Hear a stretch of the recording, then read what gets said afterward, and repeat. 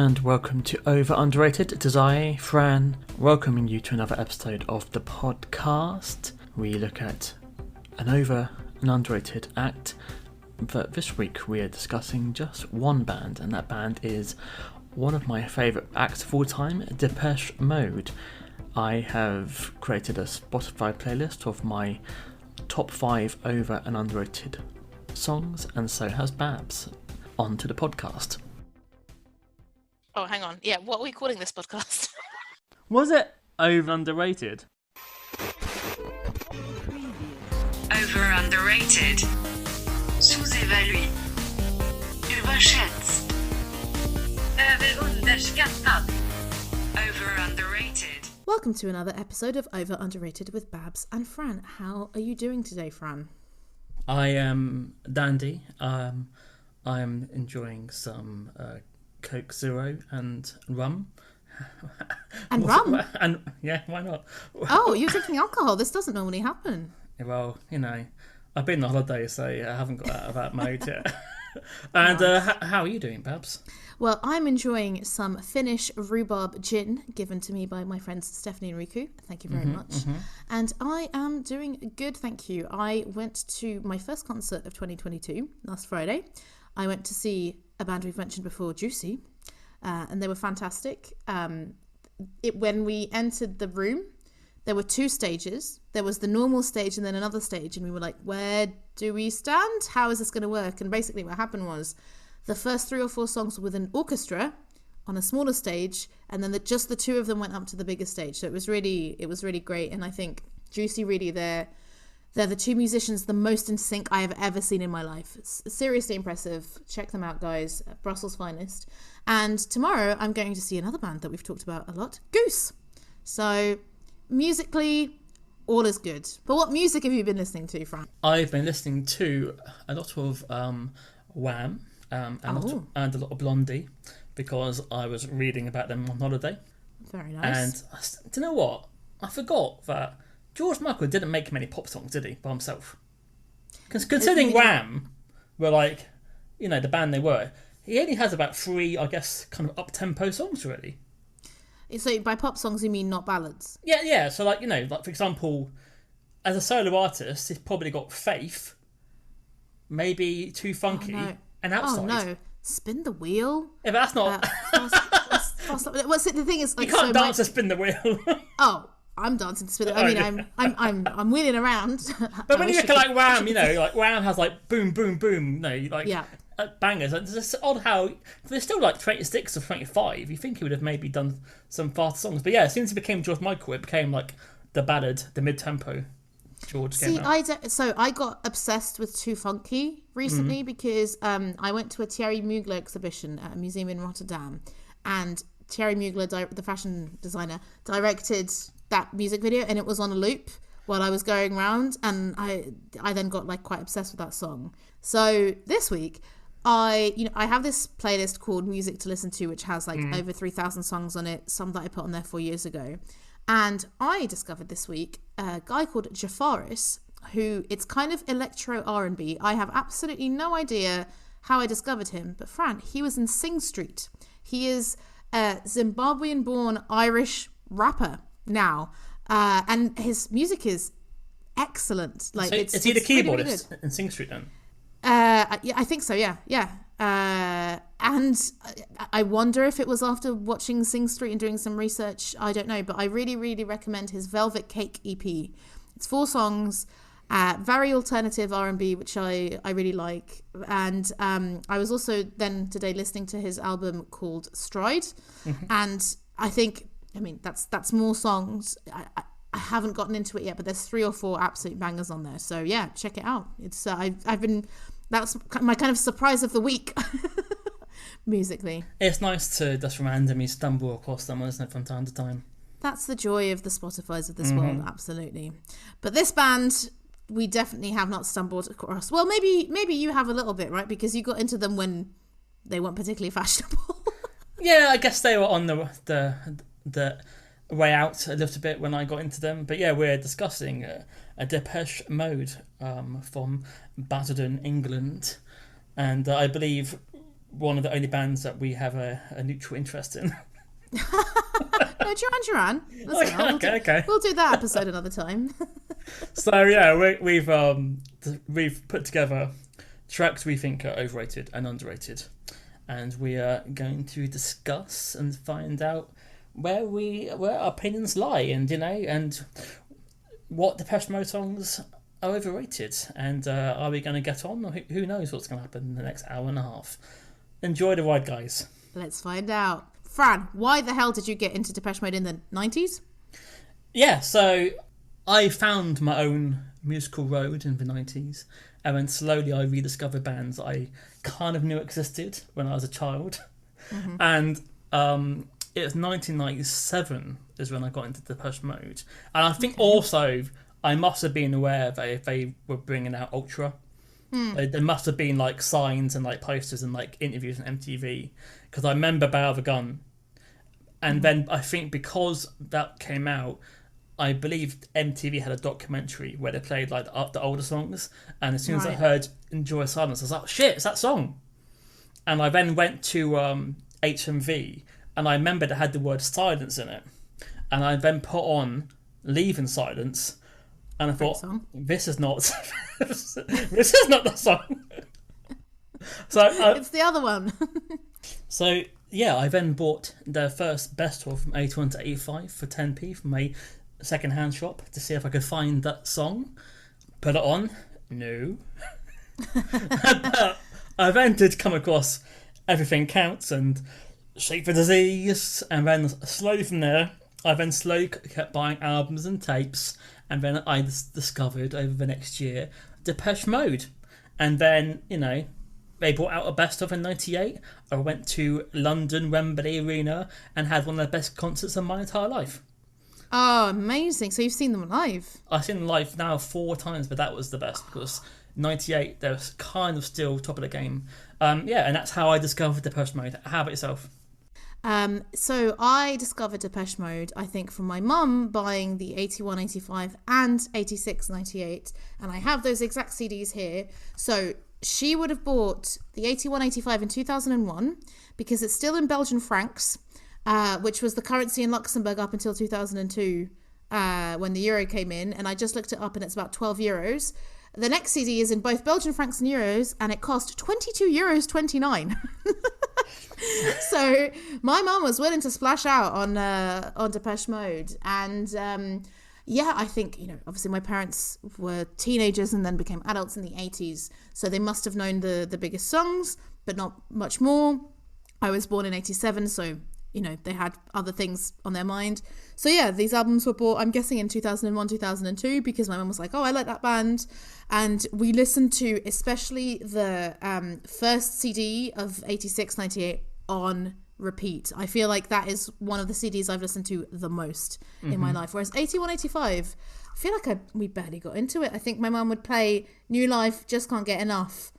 And that's it. Like, I discovered everything else much later.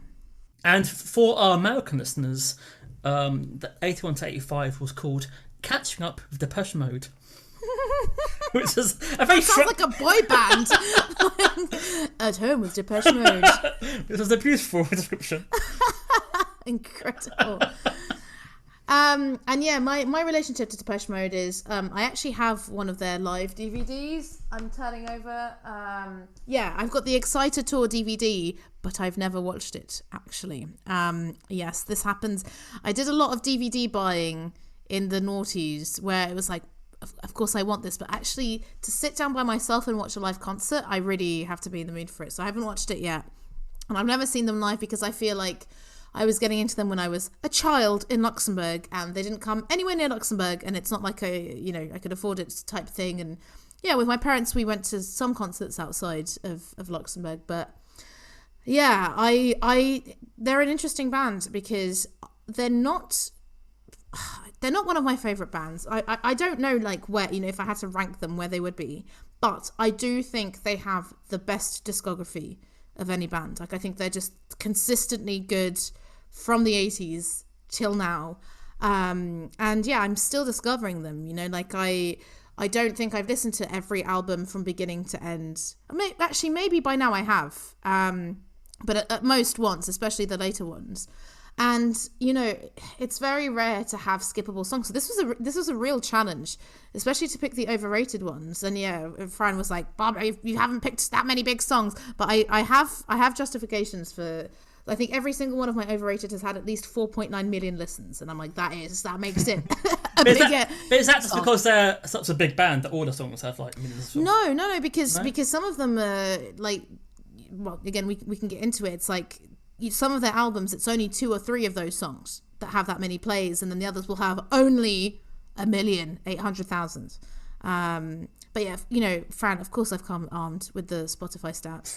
So they've got 9.2 million monthly listeners, and of the top cities, 4 out of 5 are in Latin America. London is 4th.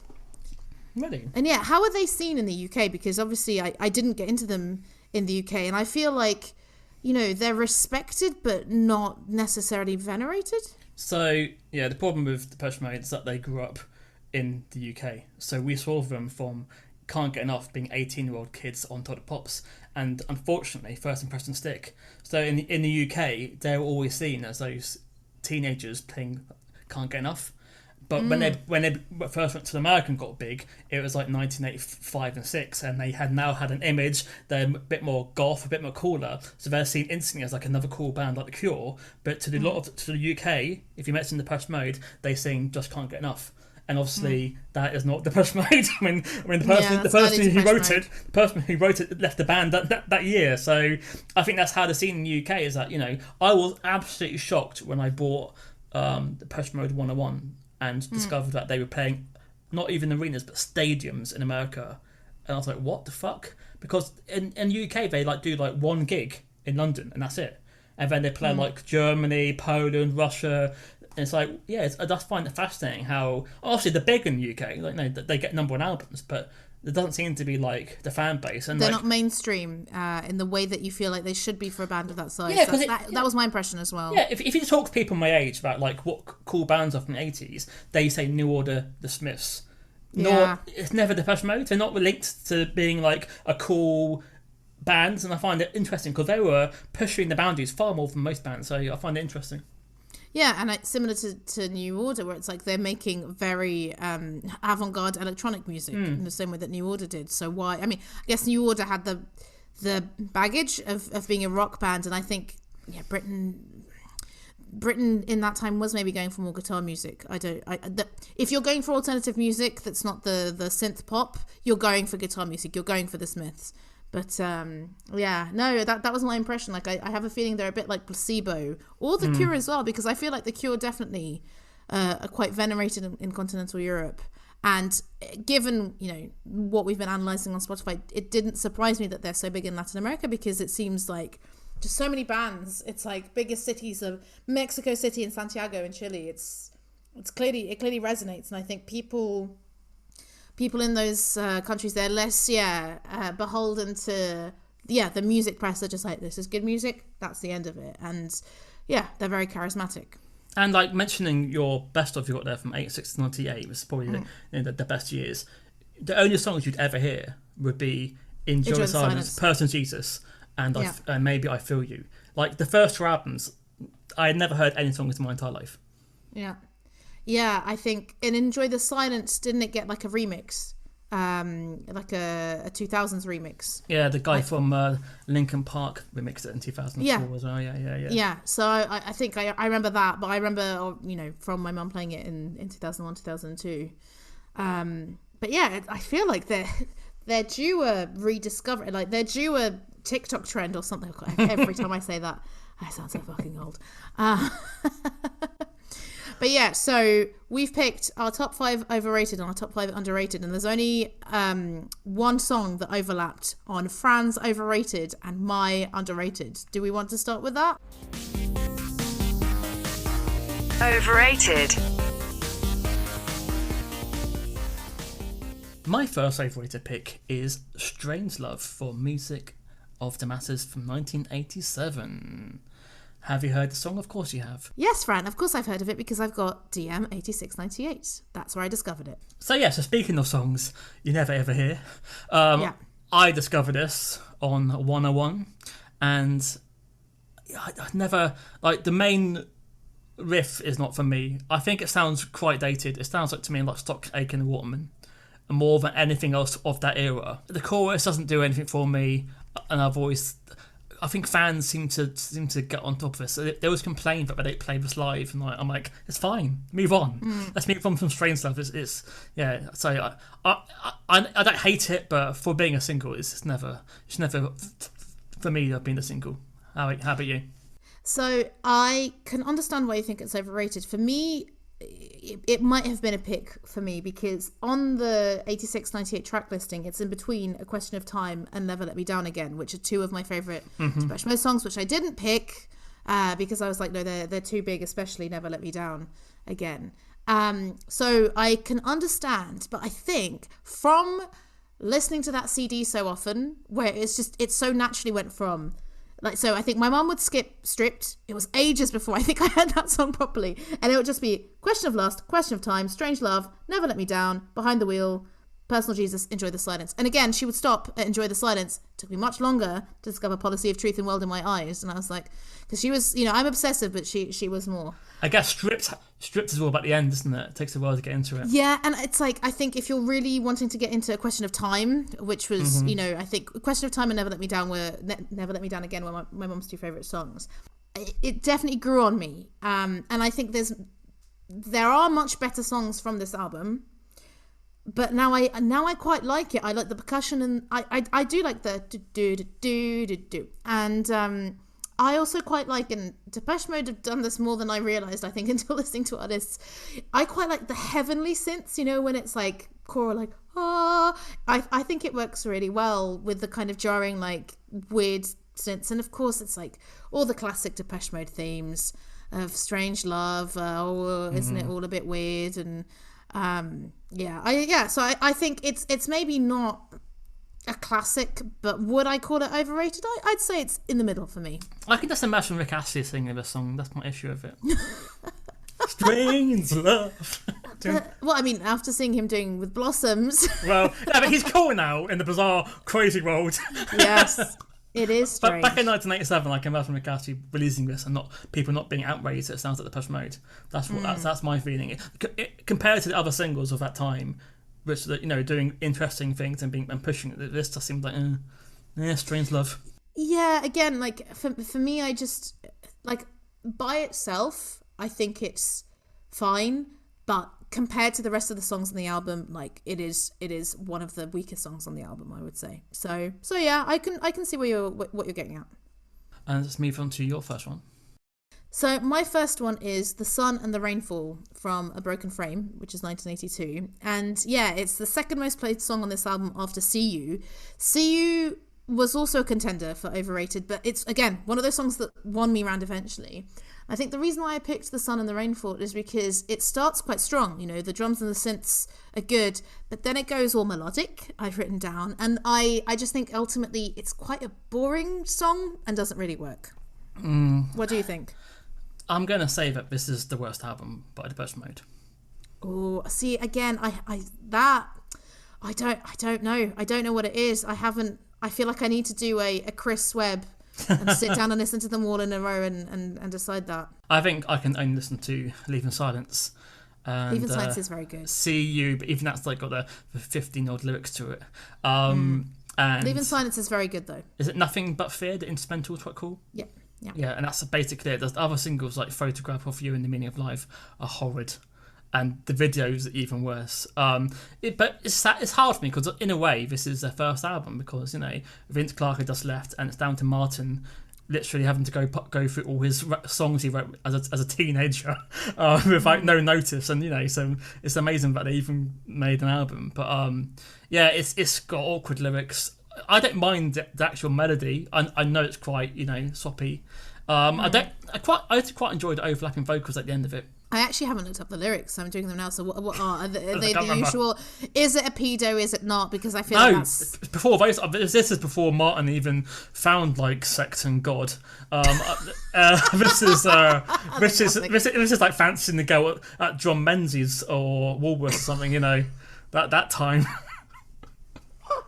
I know that's going to be the bit I want to cut out. He was not wearing Bonder trousers, I don't think, when he wrote this. Yeah. I mean, I have to say, we're lightly roasting Martin Gore here, but I listen, I think it's nice when someone's open about their sexuality. But yeah, I'm reading it and it just seems very dramatic. Someone will call, something will fall and smash on the floor. Yeah, okay. And there's a lot of saying, playing, reading. Yeah, I think, It's a sixth form song, isn't it? Yeah, and, if Leave in Silence opens the album, if it had been 10 Leave in Silences, I think it would have been much better. But to be honest, looking at the track listing, I don't think I know that many of the songs because it is one that I've glossed over more than the others. So I will listen again and come back to you with a What I find interesting is like the artwork is beautiful and it's like a really in-depth album and it's got complete power pop on it, which has nothing to do with the artwork. Like Leave in Silence matches the broodiness, but yeah, it's a lady in a field with a scythe. I have no idea. Yeah, actually, in a way, it's not very Depeche Mode for me. Like from what you're used to coming later, but yeah, it looks more like the Stranglers or something. Yeah. My favourite album by Depeche Mode is Songs of Faith and Devotion. Is it now? It is. I skip 2 songs in that album. One is Condemnation. Because I know that it's apparently Dave Gahan's all-time favourite song by them. Is it? Yeah, because I think it matches his mentality, back in those days. But like, I don't like gospel Depeche Mode. Gospel isn't why I got into Depeche Mode. So without any synths and just a guitar, just a piano and Dave singing emotionally, he's fighting his demons. But yeah, I'm happy they've never played this live. It's really not for me at all. Sorry, Jesus, Dave.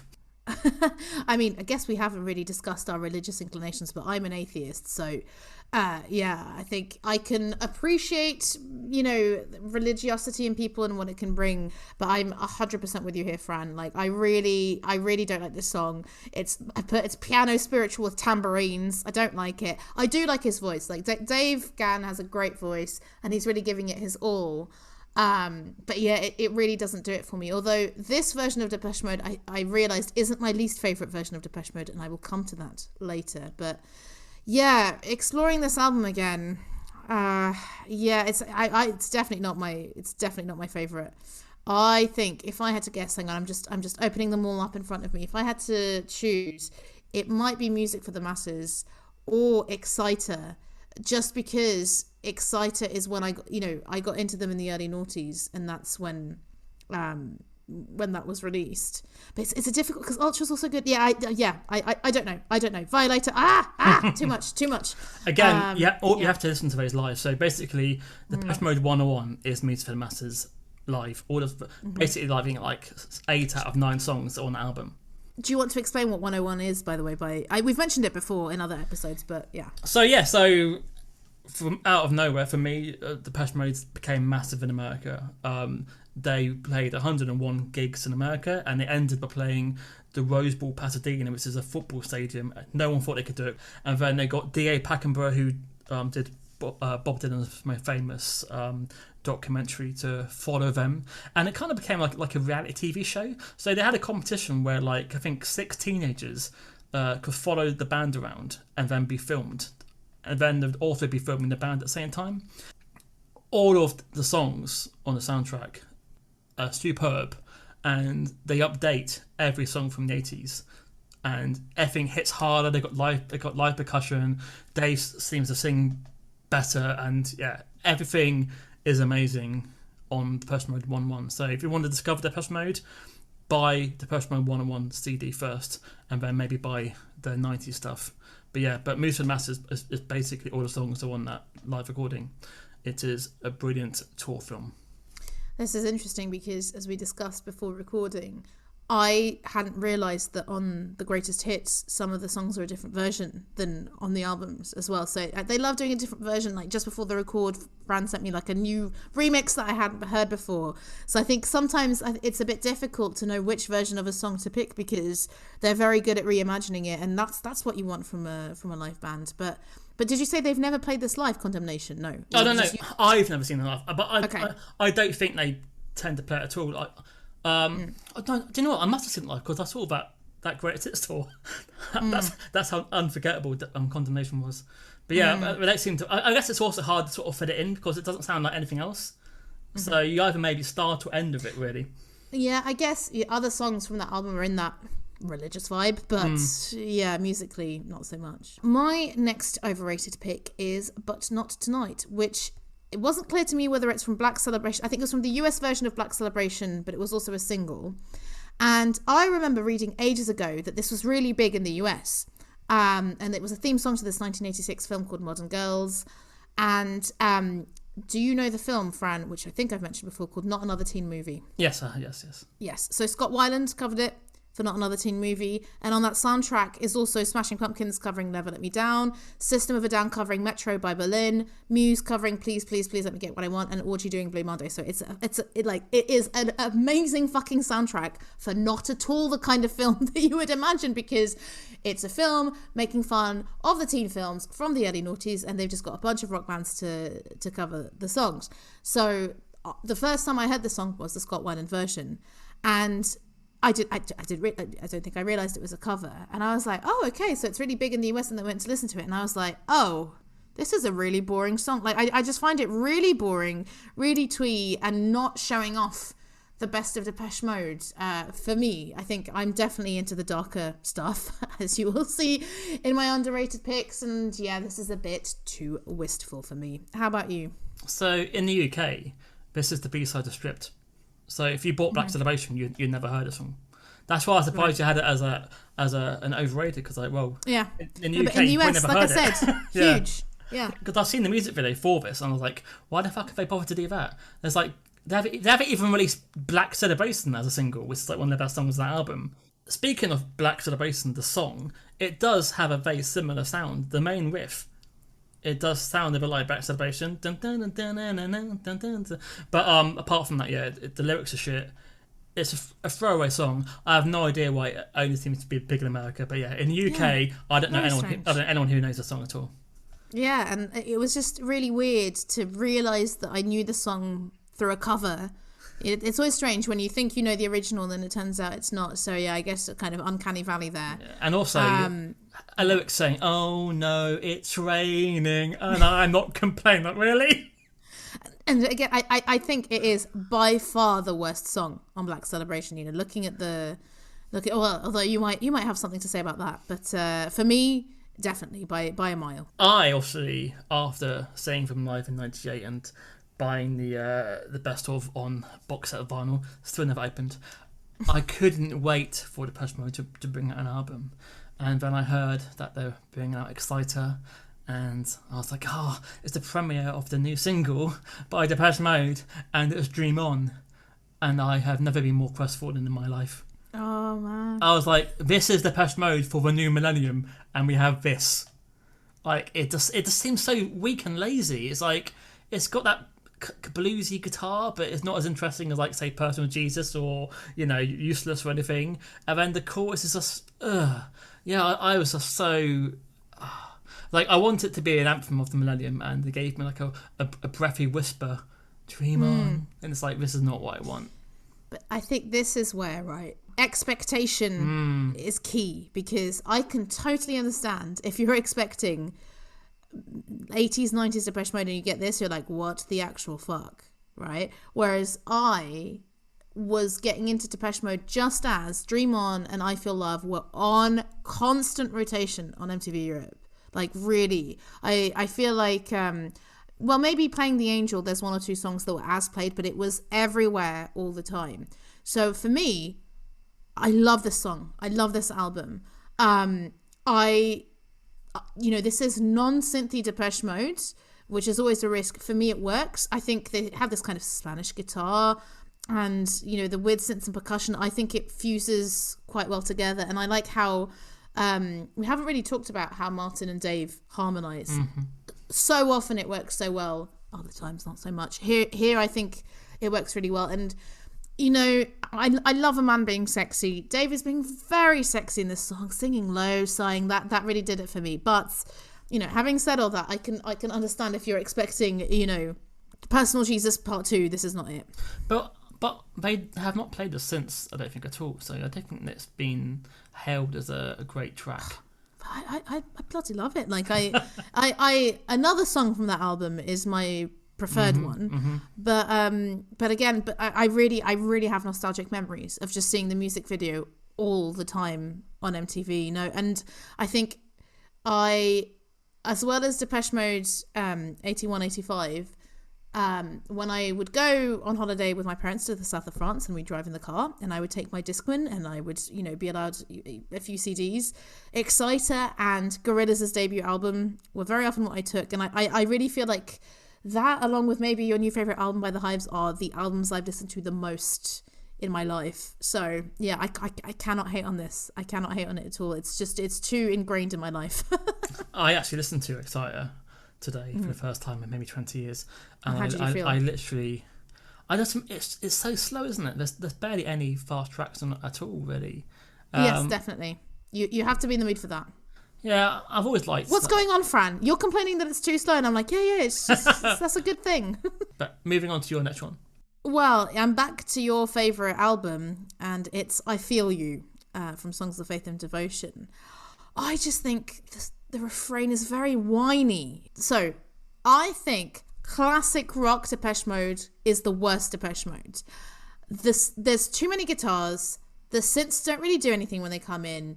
And the refrain and Dave's voice to me here is just annoying, I'm afraid. I feel like you're going to disagree with me. But that's my view. Again, this is best heard live. The Devotional tour in '94, when it has Alan Wilder's on the drums, and it has a lot more keyboards back to with it. See, this is like the 1994 sexy cousin of Personal Jesus, isn't it? Really. It's not sexy. It's not sexy. As in I- Dave then came out topless with long hair and Oh, showing, right, okay, yeah. visually, okay, Yeah. because I'm like, all I can hear is, I feel like, I don't know, he stubbed his toe, you know, like that's Really? that's what it feels like to me. Feel you. No, he's like, oh, I've hit my leg on the corner of the coffee table. That's what I hear. Like, he's a sexy man, but for me, not in this song. Obviously, this is what happens when grunge comes along. And Once again. Dave Gahan had moved to America and he wanted to be Rage Against the Machine and Soundgarden. And then this is what happened, basically. He got into drugs, he got tattoos, and then this is the sound of 90s Depeche Mode. But it's actually a great album, and it's not all guitar on the album. There's maybe two songs. Yeah, it isn't. But I think when there is just guitar, like, I hadn't realised, because normally I hadn't thought about, like, what do I hit in Depeche Mode? Because normally I do like most of their stuff, but yeah, it doesn't do it for me as much, I'm afraid. So what's your second to last overrated? I believe it's Flies on the Windscreen. Final. Brackets final. Final. So, again, this is like all of the diehard Depeche Mode fans' favourite album track. Okay. It's from Black Celebration. Occasionally they still play this live because this is kind of rare. They do an album track from the 80s and the fans go wild, and I've always found it doesn't feel like a finished product. Like it's got a lot of sections I enjoy, but it doesn't actually flow. And it's sort of like when the piano comes in and goes, "Dun, touch me," I always feel like it's going to go for something big, and it just sort of peters out. Well, so I'd completely forgotten about this song. Like, I clearly hadn't gone to listen to it, and again, I loved it. Like, I really like how it's a totally jarring beginning, and it builds and builds and builds. I find it very funny that the opening lyrics are "Death is everywhere." I'm like, cheery. So I enjoyed it because I don't think there's many other Depeche Mode songs that sound like it. I think if they had a whole album of songs like this, you'd get bored very quickly. But I thought this was, like, you know, a bit of a left field choice, and I enjoyed rediscovering it. So thank you, Fran. I like how menacing it is. It's quite Come enjoyable. here, touch me now. Yeah, sounds about Martin Gore. Yeah, it's fine. I don't hate it, but for me, it'd never be a single from the album. But there you go. So a skippable one for you. So my next song is Precious from the 2005 album Playing the Angels. So I feel like this was the last massive Depeche Mode song that I heard. And I think 2005 did I still have MTV? Possibly I did. I feel like it was, not overplayed, but it was played in more places than usual. And I think the verses are intriguing, but the chorus really annoys me. What about you? So for me, this got more airplay than anything from Exciter randomly. This was the last sort of like big hit on the radio, and they're on like the chat shows as I was talking about and playing it live. I think it sounds like Violator more than anything for the past 15 years, which is why people thought, oh, the Depeche Mode are back. But I like Violator. I don't like this. This is a Violator without any edges. It's been watered down, and my English teacher told me to never say nice, odd things, and that it's like it's lazy, isn't it? Sort of saying things. So that always put me. I don't hate the song. This is playing the Angel. Is that album? Yeah. I think I've heard other singles from it, but I can see why. Definitely. It's probably the most radio-friendly song they had done for a while. I guess is why. I would be if someone asked you to play a Depeche Mode song and they played this, like I'd be so annoyed. Like this really does not represent, I think, the best parts of them. Like you say, watered down, I think is correct. Like I think with this one, I feel what you said about Fly on the Windscreen of like, this is not a finished product. I feel like this is an idea that was stretched out and then became quite bland. Yeah, agree. Yeah. So because of selections, my last overrated pick is Heaven. So it's from the 2013 album Delta Machine. And you might think, Barbara, why the hell have you picked a song like this? It's had over 20 million plays. Fucking hell. On Spotify, which really surprised me. And I do like this album, but I really don't like the song. I especially dislike the harmonies here. And when I was thinking, like, what else do I dislike apart from the harmonies? I couldn't really put my finger on it. But I think the harmonies in Depeche Mode and anything like accompanying them, whether it's synths or something else, is often the best part about it. And I think that's just such a big faux pas. I really don't like it. It really doesn't work for me. I have no recollection of ever hearing this song in my life. Right. So when I saw your playlist, I was like, I mean, I've never even heard of a song. So 20 million plays. I mean, that is really surprising from an album after 2005 playing The Angel, right? So I did check to see if they're playing it on the tour, and it was played on every tour date. Maybe that helped. I didn't go to Delta Machine's tour. I did Exciter playing The Angel and Spirit. But yeah, it's got those gospel echoes of Songs of Faith and Devotion, but it just feels a little bit tired. But yeah, I probably never hear this again, to be fair.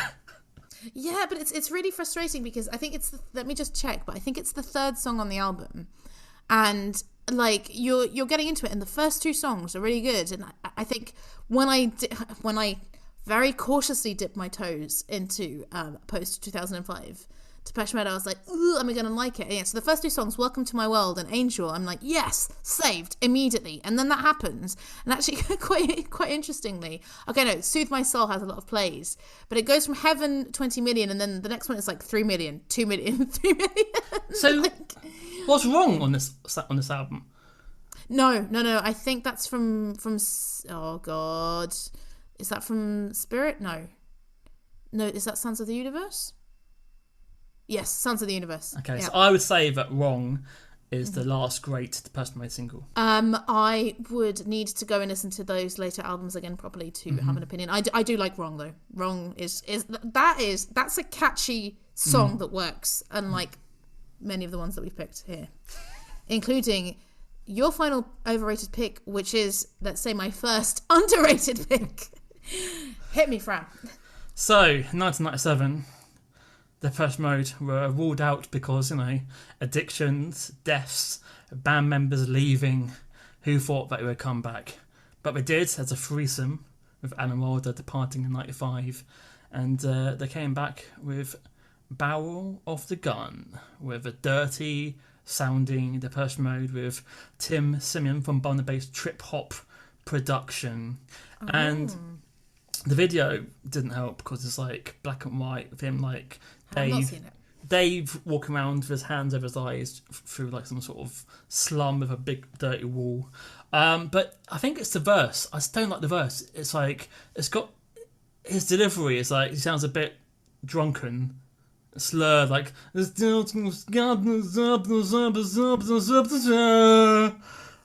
that put me off. But when it comes in later on with whatever I've done, down, I've been staring at above a gun, those bits are beautiful, but it's the first 2 minutes and the verses that puts me off about the gun, unfortunately. No Good is a beautiful single. That should have been, for me, the first single back. Right, okay. So I'm going to read you the opening lyrics to Barrel of a Gun because I've written them down, and I'm so shocked that you might not like them. Do you mean this horny creep set upon weary feet who looks in needs of sleep that doesn't come? Shocked, Fran. Shocked. I never even really listened to it. To be honest, I didn't know what the hell he was saying until I looked it up before this record. No, okay. I love this entire song. So this is on 86, 98, but it is, I think, on the second album. So I never listened to it. So I only got into it very, very recently, and I was like, what is this? And it is 5 minutes 36. For me, it never feels like 5 minutes 36. I really like. I also prefer the Whatever I've Done, but I think I like it so much because of the way it builds up until then. It teases you, doesn't it? It teases you. Dave, he sounds angry and horny, or he's like, "Rah," and I feel like he goes through all the emotions. He goes high, he goes low. I like how in the second verse, so before we even get to that point, like Martin comes in to harmonize, and then it already starts lifting it a little bit, and Martin is doing, I think, the which I like. Listen, it is pure self-hating Depeche Mode. That is my kind of Depeche Mode. It's a song that it really is a song that I very rarely listen to once. I would listen to it several times. I'll listen to the live version, which is also great in my opinion. So yeah, that's why it was my first underrated pick, because despite literally having an album with it on, I have never knowingly heard this song on the radio or anything else, even though it was, I think, yeah, like you say, a single from this album. It was a top 10 hit around the world. I mean, 97, I was not into this in 97. So people may say this can't be underrated because I think it was number one in some countries. But because mainly it was the first Depeche Mode song for 4 years. So they're gonna jump on board because obviously they're back, So I think that has something to do with it. Have you ever heard this on the radio? I haven't. Not since the 90s. Yeah. It was played a lot on MTV. Because again, okay, yeah. But again, this is what happens, right? Like, MTV can make it or break it, isn't it? It can be on there too much and then you get annoyed, or because it plays so often, you become enamored with it, as I did with the Exciter songs. But no, I really, this was like a surprise revelation for me, and that's why I picked it as underrated, because I thought I'd got a handle on self-hating Depeche Mode, but no, this is the peak for me. But yeah, I think No Good's the only sort of single from that album that's still played to this day. Hey, podcast lovers. Now available, a new podcast experience featuring exclusive miniseries like Food Faves, and all new series that takes a fun look at everyone's real first true love, food. Milky Way Marvels, a lighthearted astronomy series where we explore the fascinating wonders of our galaxy. Pop culture icons, an entertaining, nostalgic look back at various nouns in popular culture. Plus more. Relax, enjoy, listen, laugh, and maybe even learn. Podcast, presented by Sonic Embassy. Now streaming everywhere you listen. Access quick links to your favorite places to listen now at solo.to/Sonic Embassy. Underrated. So, my underrated ones, I went for songs that I don't think the average person would have heard. So, Nothing, and again I've gone for the live version. Yeah, it's when you first hear it, I guess you wouldn't think this is a great track. It's definitely a grower. And watching the film with the people dancing along, helps a lot. I enjoyed the live percussion when they're sort of hitting like they made like keypads either side of the keyboard, and they would hit it with like a metal stick, and it would make like a ting sort of sound. I also enjoyed the funky guitar in the background and the woos, and then it's sort of like it goes into like an instrumental section, and then the main keyboard comes back in again, and the woos return for a beautiful climax. Nothing. Yeah, when I saw this song on your star, I was like, really? Underrated? I'd kind of forgotten about the song, ironically, given that it's called Nothing. And the first time I listened to it, I was like, why the hell? Like, why does he pick this? But I have to agree with you, on repeated listenings, it really got under my skin in a way that it didn't before. And yeah, to the point where yesterday I posted it as my song on God's Jukebox. I was like, this was I think maybe the surprise for me of this one, and I've been listening to it kind of just because since. I mean, it's from Music for the Masses, which is, when I listen to music for the masses, it is like, I don't know, 75% Never Let Me Down Again. And I love Never Let Me Down Again so much that it's like, I like all the versions. But yeah, no, so this was a surprise for me in the end, because I liked it much more than I thought I would on repeated listens. Do do do do do do do do do do do. Okay. It just came in my head. Yours. Keep it in. So my underrated. So I've gone chronological for my. Actually, I think I went chronological also for my overrated just because. I've gone for Tora Tora Tora! Exclamation mark, from Speak and Spell 1981. I only learnt, preparing for this podcast, that it is a 1970 epic war film that dramatises the Japanese attack on Pearl Harbor. And Tora is a 2-syllable Japanese code word to indicate that surprise had been achieved, but it also sounds like tiger. I had no idea. So I heard the song on Bolts Radio, which I talked about on the Pick a Disc episode that I guested on about Autolux. So it was this kind of digital radio station that would just play totally random things.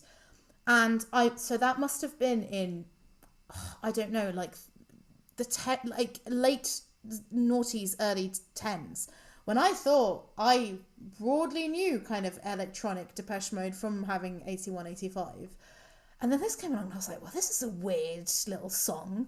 And I just think it really encapsulates their innovation and their electronic weirdness. And Dave's voice is quite far away, but personally, I don't mind it because the synth's so good, and including there's this kind of like alien sound. This I think it's very original. Yeah, it's like this could have been an instrumental easily.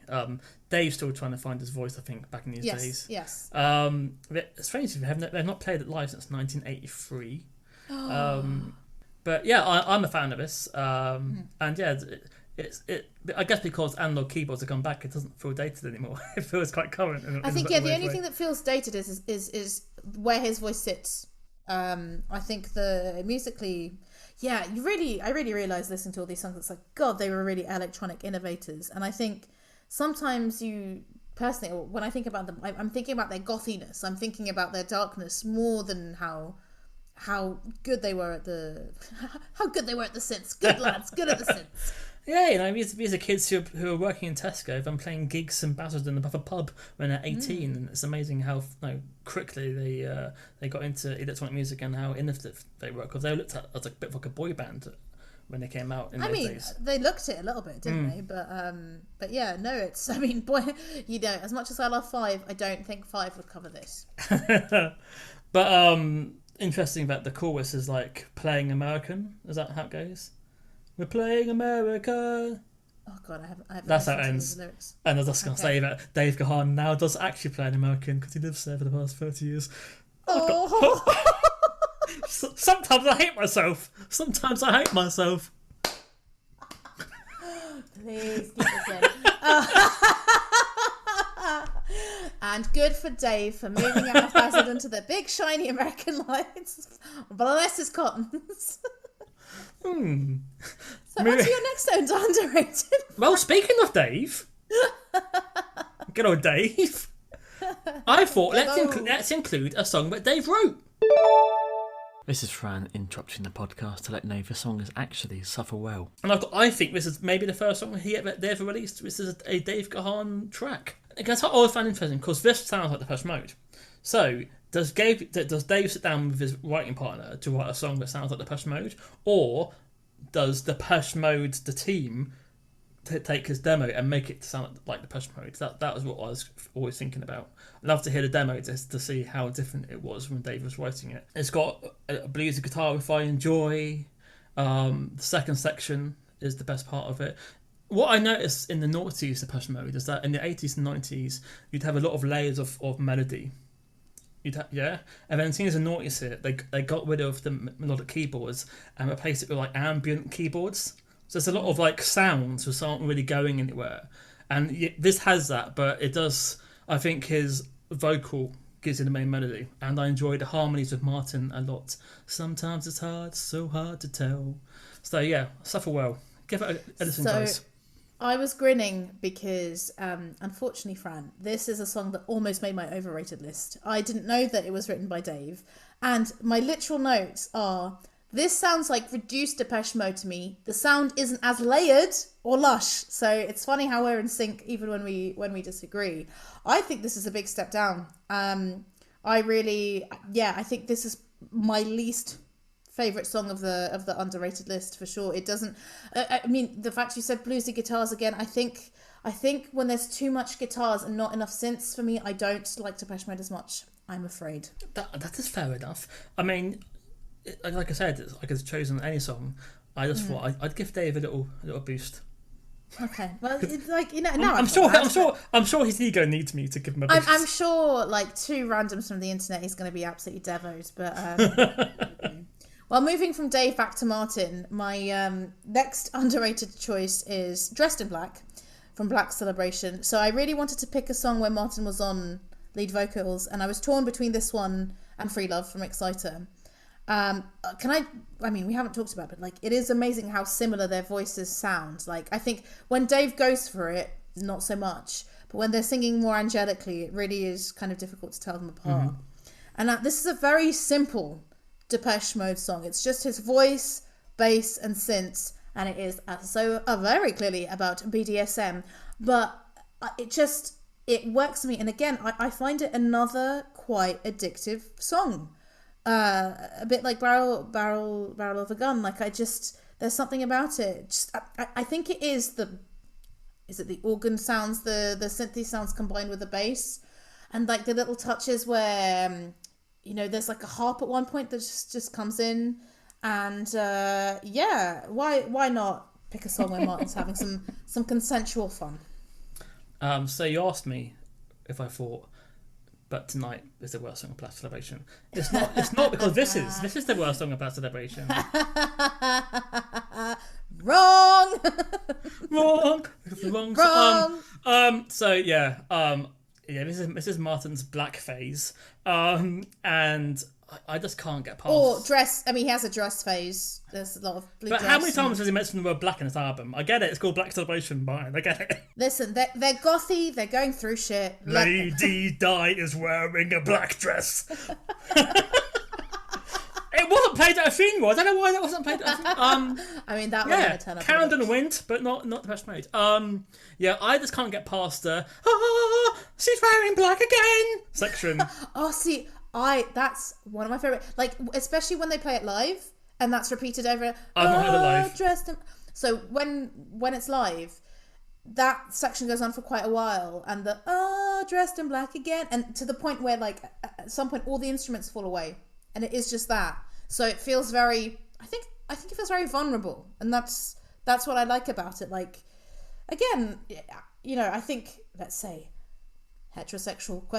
Men talking about alternative sexualities. Yeah, I think it's interesting. He's clearly talking about something he likes, and all power to him. But I have to say, yes, the lyrics are very titillating and all of that, but I think that adds to it. But for me, it is the combination of the harpsichord-esque synths with the bass. It's so simple, but it really meshes well together for me. Alas, not for you. It's an odd sounding track, isn't it? Maybe that put me off. But with that album, I always think it's badly produced, and like, I would love to hear World Full of Nothing and Here's a House reproduced. Guys, Fran's put out the call. Come on. Here is a house. Yeah, I'd love to hear that live. My version's not as good. So not for me, unfortunately. The It's old all right. Dressed in I'll Black. listen to it in the dark and then waltz, sing waltz by myself. I want to hear you under your duvet thing. Oh, it's Dressed in Black Dressed in again. black again. On to the B-sides. It's Fran again interrupting the podcast. I do apologise. This song is Now This Is Fun. So I said that Broken Frame is their worst album. This is a B-side from that era, which I think should have been on that album. Loads of layers of melody, and the synths sound far better than most of the tracks on the Broken Frame. So I've always been fascinated how it didn't make it on there, unless they wrote it after they finished the album, because I know it was a B-side to maybe See You, or who knows. It's only a couple minutes long. Babs, do you hate it? No, I think it's definitely underrated. I think it has that. Yeah, so I guess I hadn't read. I thought Vince Clarke was still here. So what I wrote was, it has that early Erasure synthy Depeche Mode sound, but there's something darker and more urgent there to hint at the future. I think it's quite an experimental song. You know, there's lots of changes in time signature. And then I really like the dark keyboard sounds that come in to punctuate at the end of each verse. And because it's on disc 2 of A Broken Frame on Spotify, I didn't realise it was a B-side. So yeah, I just thought it was maybe, you know, kind of an extended track. So yeah, I'm really surprised that it wasn't. No, I'm totally with you on this. It's not one to put on at the indie disco. It is one to sing under your duvet. But no, I really had forgotten this song and enjoyed it. Hurrah! Hurrah! Yeah, huzzah! Now, my next one. I'm very intrigued to hear what you think about my next one. So, Behind the Wheel from Music for the Masses. I had to pick one for Music for the Masses, and it would have been Never Let Me Down Again, but I think you would have shouted at me. This one is less well known, and as I said, you know, it came after Strange Love. Sorry, no, it didn't. It came after Never Let Me Down Again on the greatest hits. So yeah, I very much associate it with that. And initially, I put the Music for the Masses version on there, but then realised it was different from the greatest hits. So I put the greatest hits version. I don't know what it's called. I like the greatest hits version more because, so the beginning of the song, it starts and it's almost like there's a disc falling or something, like there's like a metal plate, and the greatest hits version, that goes on for much longer than in the Music for the Masses one. And I think it's more layered, the greatest hits version. The Music for the Masses version is just like dun dun dun dun dun dun dun. There's more going on in the greatest hits version. Pure menace, pure intrigue, dodgy ass lyrics, angelic voices, guitars, synths, arpeggio keyboards. I think it's classic Depeche Mode, not as well known. And right, I thought it was a bit pedo-y because he's talking about a little girl. But then looking at song meanings again, it's actually a bit BDSM-y because it's talking about basically someone taking the wheel, taking control. But I'm like, again, the fact that you're calling her a little girl, bit dodge, don't know what's going on. But yeah, what's your views? Yeah, again, 101, I keep mentioning it. This is the opening track they come onto. And this is, I think, when you've really heard the blend of guitars and keyboards for the person the first time. And yeah, I love the bass line. The only problem I have with the bass line is that I always think of Tiffany, I Think You're Alone Now. Dum dum dum dum dum dum dum dum dum dum dum dum. I think you're alone now. Oh no. Well, yeah, I guess I hadn't really, because I think what I really like about it, right, I've just listened back to the Nelly Furtado episode. I think I like songs about cars that sound like you're in a car, right? Mm-hmm. Because this really, it is a driving, like, moving song. Just like I like songs about water or the ocean or the sea that sound like water. And I think that's part of the appeal. There's the bass, and whether it sounds like Tiffany or not, there are these car sounds going like every now and again and stuff. So yeah, I think it's a very clever song, and I enjoy it. Okay, so earlier I had a Dave Gahan song. Mm-hmm. Now I'll give you an Alan Wilder song. Okay. So Alan Wilder wrote on their third and fourth album. Mm-hmm. Only he then changed his mind and stopped creating music. Tapped out. It's weird though, because he was like, no, he gave so much to Depeche Mode, and he's the main musician. He's the guy who could play. But I'm guessing Martin Gore has an ego. I don't know with Martin, because he seems such a nice guy. I got a feeling that when he joined the band, they asked if he could write music, and he said he could. Because I know Martin's always found it hard to write songs. Like that's why there's not any B-sides for Depeche Mode. Like he would maybe write 10 songs in a 2-year period, and that would be it. Okay. But yeah, so this is from Some Great Reward, which I might say is the first decent Depeche Mode album since the debut. The second and third albums, they're finding their feet a little bit in my mind. I'm still a fan actually of is it A Broken Frame? Broken Frame and Construction Time Again. Yeah, I'm quite fond of Construction Time Again. There's ideas, but to me it sounds like they're working out who they are still. But it's got Love in Itself and Everything Counts, and those are two of my favourite songs. Again, I don't know why Get the Balance Right wasn't on that album, because... Oh, such a great song. Why? Such a great song. Again, it is on Spotify, that version, or the deluxe version, yeah. Yeah. But it's a standalone single, I think. So yeah, if you want to, it's interesting because it samples Master and Servant from the same album, which is an odd choice. But I just enjoyed the production. It's got like a weird menacing verse. And then it just has weird atmospheric keyboard lines and melodies all go weird with some cool percussion sounds, and I just like to dance around to it, and I've got no idea what he's on about. It just sticks out, and yeah, I enjoy it. But I mean, on paper it wouldn't work, but I've always just, I don't know, there's something about it which I love, and I think it's mainly for production, which is probably what Adam's best at. And there you go.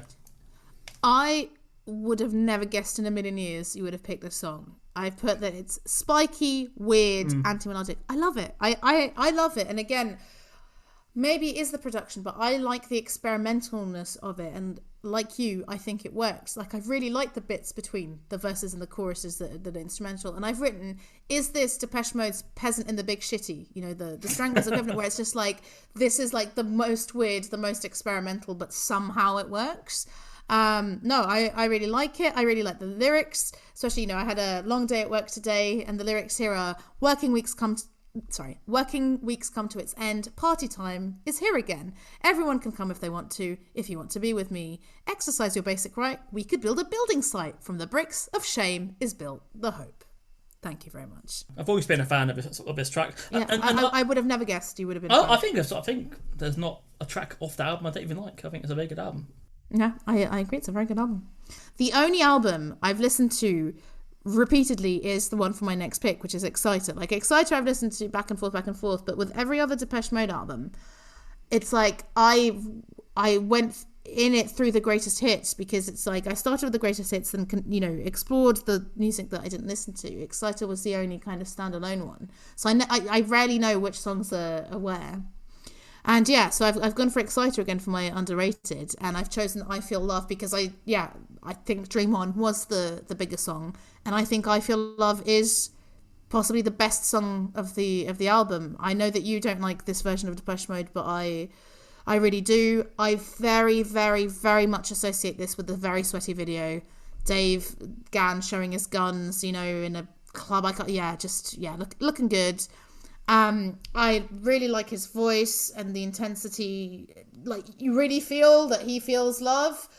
I didn't feel that he felt me in I Feel You. Here, I feel he feels love.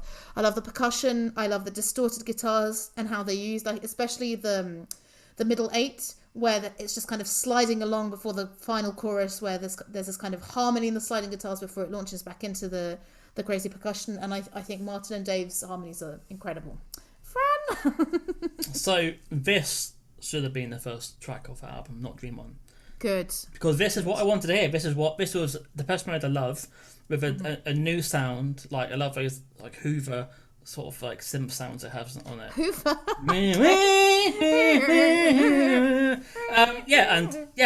and listening to this song again, I feel more sad that Exciter wasn't this. It was like, this is such a standout track from it, and there's loads of cool remixes. I'm sure you might have heard them.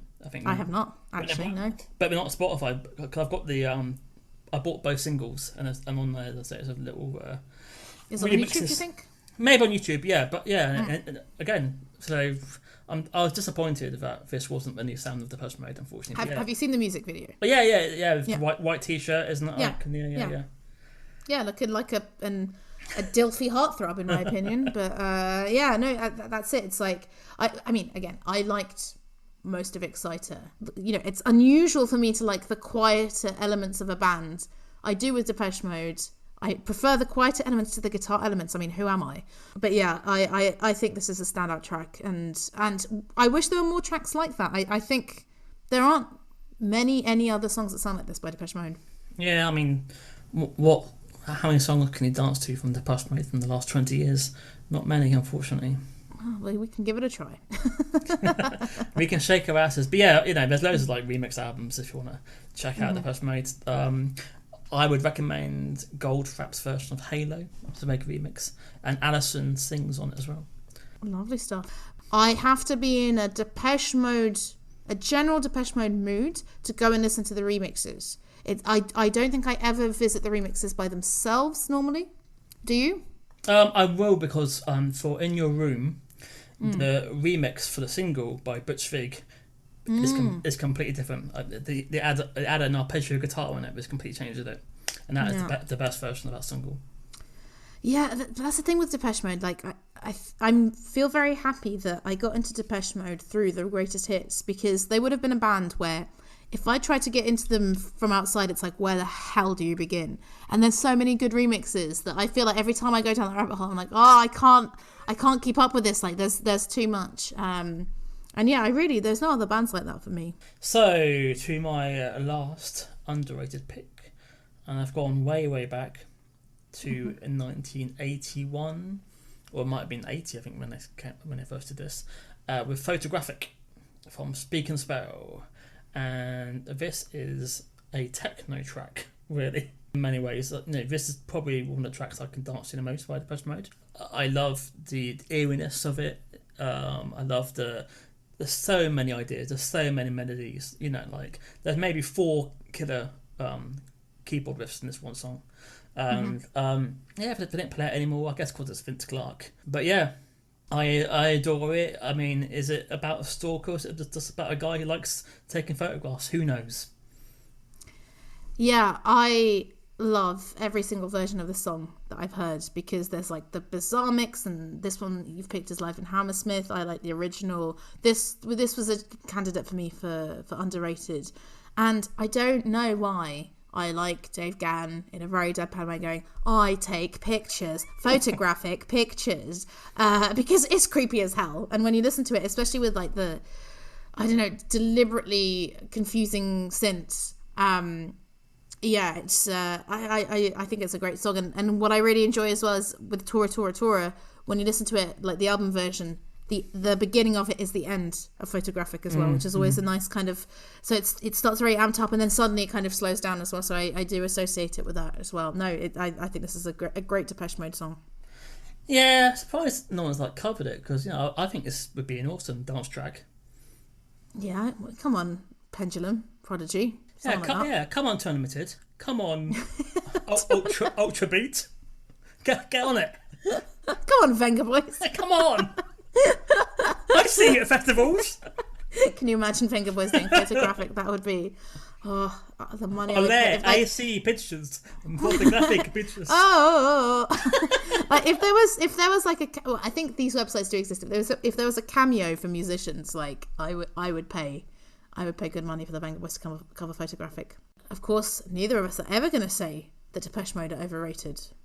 No. Well, if Depeche Mode started in 2002, would I be a fan? Probably not. True, but I do think, like, okay, I go and listen to the later albums again, and from similar bands that I've liked that have one sound in one era and then change, I think sometimes you need a lot of distance to go back to the albums, because if you're expecting a certain sound, you can't, and I think you just have to take it as if they are a modern band releasing music now, which they are. But is there a band similar to Depeche Mode? Because even I guess New Order would be the only equivalent, right? And I guess they're a bit more extreme in how guitar-y they were as Joy Division. And yeah, I've seen New Order twice in the last 5 years, I would say, and they've been very good at making good songs in the present. But I still think Depeche Mode have way more hits and way more coherent albums. So The Cure and U2 and Depeche Mode, they've all shared the same producers, backstage talent, and art designers. They're always kind of linked. Although obviously you two are quite a different band, but yeah, people always put them in the same bracket. Nord are quite a different act, I think. So I'd say The Cure probably the closest to Depeche Mode, and obviously The Cure have covered Depeche Mode as well. There's like a covers album from like 1999, which has the Smashing Pumpkins track on it, and The Cure and other people doing songs. I think Depeche Mode said that they preferred Smashing Pumpkins' version of Never Let Me Down Again to theirs, which I think is blasphemy. It's not. It's a good cover, but I'm like, no, but the electronicness is what I like. So yeah. There's a version when Billy Corgan comes on as a guest to sing with it, and Dave introduces him as Billy Pumpkin, and I don't know if that's because he forgot his surname or not. I don't know.